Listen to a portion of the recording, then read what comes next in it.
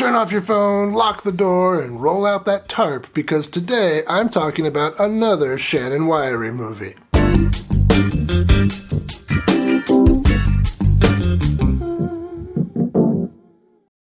Welcome to Exploitation Reviews, and me, Rob, and today I'm talking about Body of Influence from 1993.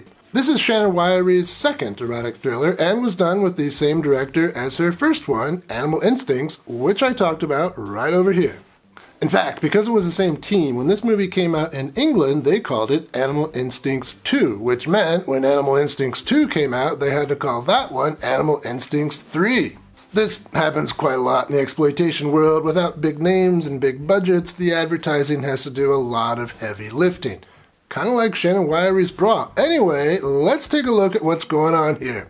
And hey, before we get started, why not subscribe to the channel? Just, tickle that little button right down there. Our story here revolves around Jonathan. He's a psychiatrist played by Cassavetes, and all of his patients are women for some reason, and all of them suffer from some sort of sexual dysfunction. Most of his patients' issues seem to revolve around low self-esteem and cheating fantasies, which is how we know this film is based in California. One day, Jonathan gets a new patient, Laura. That's our girl, Shannon Whirry.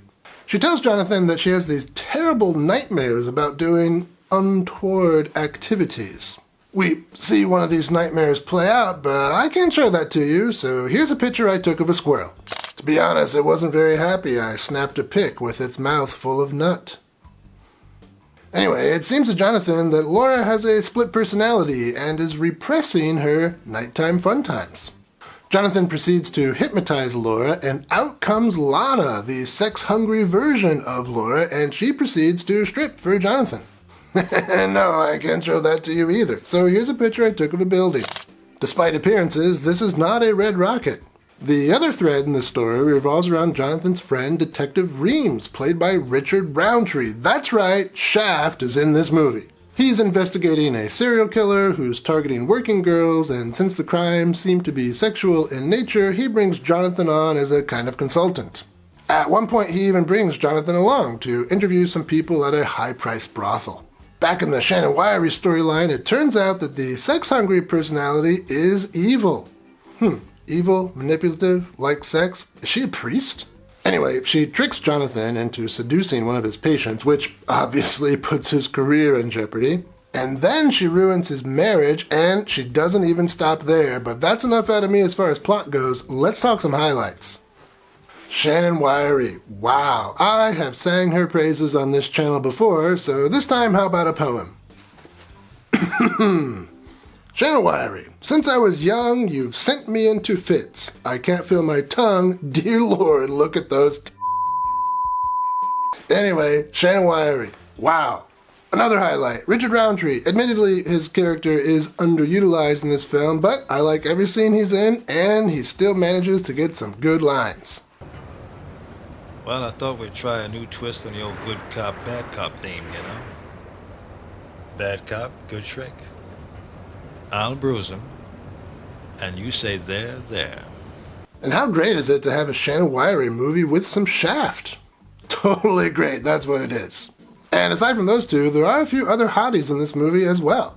One of them is in a brothel, and if that scene doesn't raise your temperature, there's another scene with some light bondage that certainly will.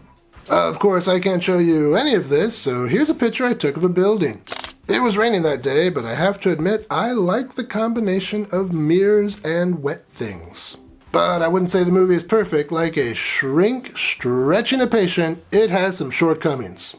Well, the main character of this movie is Jonathan, the Nick Cassavetes character, and he's fine, but you know what he's not? He's not Shannon Whirry.